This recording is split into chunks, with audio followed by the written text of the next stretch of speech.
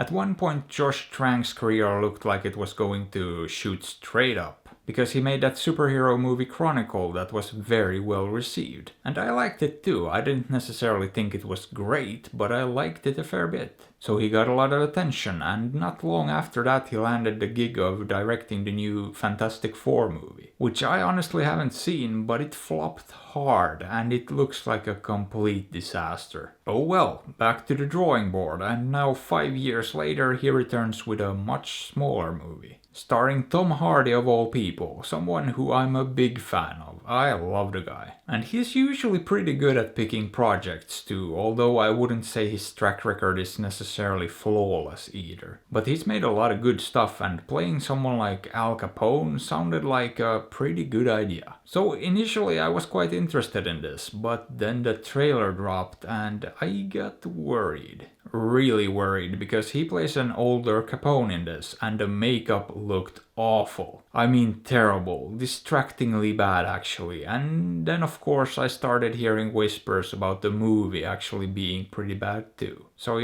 I wouldn't say my expectations were particularly high going into this. But I still trusted Tom Hardy to do a good job, and I guess he wasn't bad. He played the role he was given, and while I wouldn't hand him an Oscar for this, I think the writing is a much bigger issue than his performance, which was a bit out there, but I'm pretty sure that's what the script called for, so I'm not gonna put the blame on him for this one. And when you have one guy directing, writing and editing, there's not that many people you can point fingers at. When you're looking at why a movie turned bad, and yeah, this one did. This is not a good movie, and even from the word go, the premise was a bit questionable. Because the story here follows Capone in his last year on the planet. He was set free from prison and allowed to live out the rest of his life in Florida. Because apparently he had syphilis that had started to take a toll on him physically and mentally. So he was in real bad shape and not really capable of doing anything much at all. And I don't know about you, but I'm not sure how anyone could take this premise and make it very interesting. I mean, it's about someone who's barely there mentally and who could hardly even walk around.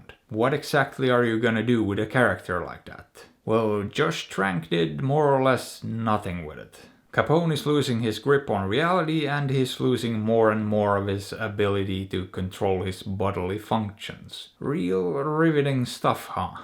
Now, even that, I guess, could theoretically be made interesting. Because I remember that movie with Julianne Moore where she played someone with early onset Alzheimer's. And that was a really good and compelling movie, but this is definitely not that.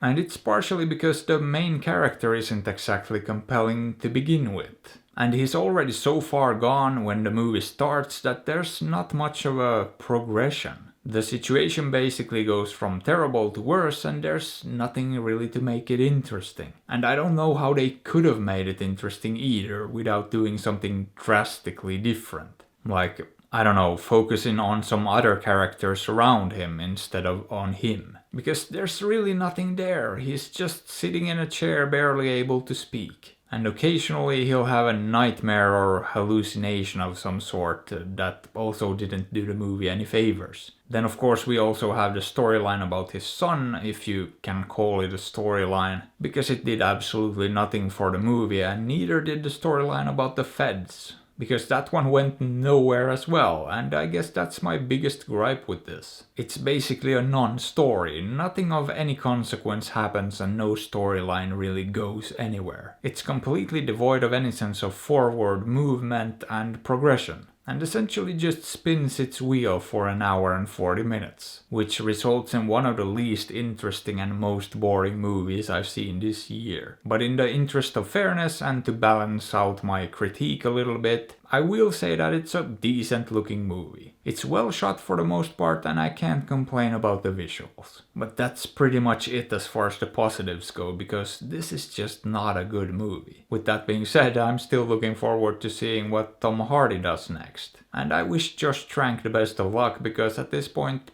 he does need it. However, does that mean I wouldn't recommend this? Yeah, no, I definitely wouldn't recommend it. It's not worth your time, and even if you're a hardcore Tom Hardy fan, I wouldn't even bother. So I'd say this one's fairly safe to skip, or you could just ignore all of that and watch it anyway. After all, I'm not your dad. But hey, what are your thoughts on this? Have you seen it? Did you like it? Let me know. And if you enjoyed the video, maybe give it a thumbs up or sub to the channel, because that would be fantastic. And if you'd like, you can also support me on Patreon or PayPal through the links in the description. And as always, I appreciate you and thanks for watching.